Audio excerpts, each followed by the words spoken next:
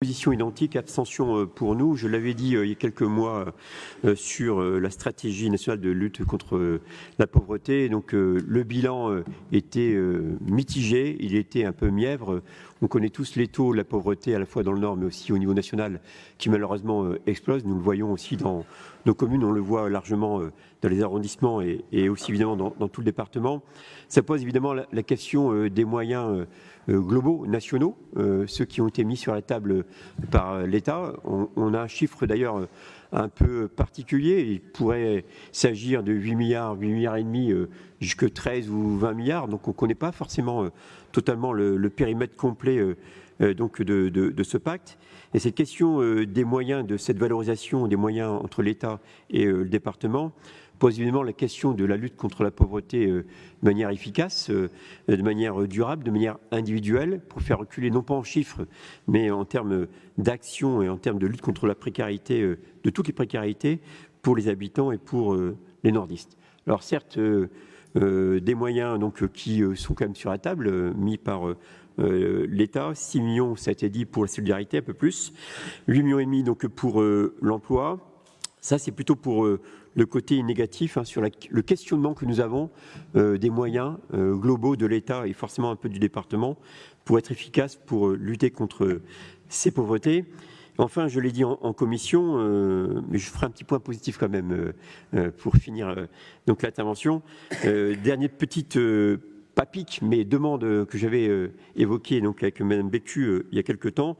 Si on revoit la question évidemment de l'extension d'expérimentation de l'accompagnement des allocataires du RSA, et je vous avais déjà posé la question, mais je l'ai renouvelée en commission, vous n'étiez pas présente, mais vous étiez certainement occupé ailleurs, sur le bilan de l'évaluation donc vous nous aviez promis en temps et en heure, et là je m'aperçois qu'on est déjà dans l'extension donc de l'expérimentation. Sur les côtés positifs, j'en retiens 4 quand même.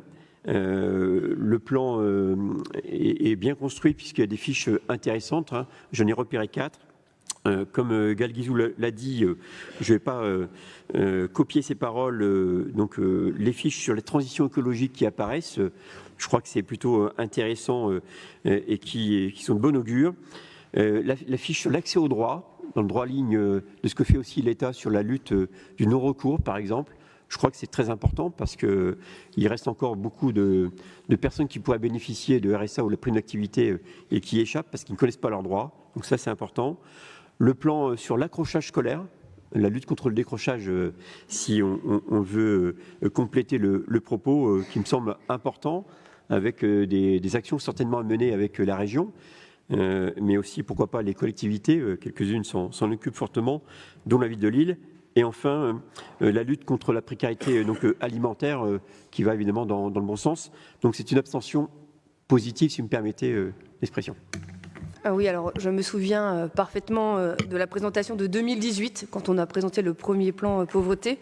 Il y avait eu une abstention à l'époque. J'entends qu'aujourd'hui c'est une abstention positive. Peut-être que pour le prochain pacte, on aura un vote favorable. En tout cas, je l'espère. Je ne vais pas revenir sur l'insertion par la culture, puisqu'on a déjà eu des questions, on a déjà abordé ce sujet lors des précédentes séances plénières. Sachez que l'État n'était pas favorable, puisqu'on a eu cet échange aussi avec eux. Moi, je me félicite quand même du travail qui a été fait à la fois par les services et puis conjoint avec France Travail, avec l'État. Il y a beaucoup de si. Les si, ils existaient déjà en 2018. Je remarque qu'on était à 116 000 allocataires du RSA en 2018, quand on a signé le premier contrat avec l'État. Aujourd'hui, on est à 89 000 allocataires du RSA, donc c'est que ça fonctionne. Les moyens qu'on a mis en place, qui permet à un allocataire, en moins de 15 jours, d'avoir un rendez-vous avec un agent du département et enchaîné avec un accompagnement renforcé, ça lui permet de sortir de la précarité. Parce que le travail, c'est toujours mieux que de toucher une allocation avec moins de 600 € par mois. C'est aussi ça. Vous me dites, oui, il faut lutter contre la pauvreté. Mais permettre à quelqu'un d'avoir un travail, c'est lui permettre d'avoir un salaire et puis d'être autonome dans sa vie de tous les jours. Donc il y a encore des difficultés, certes sur les freins liés au retour à l'emploi. On y travaille également avec les communes, à la fois sur les questions de mobilité, sur les questions de mode de garde.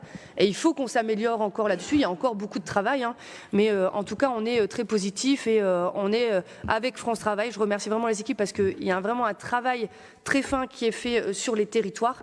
On n'accompagne pas les allocataires du RSA de la même façon à Tourcoing que dans le sud du département. Donc il faut aussi qu'on s'adapte.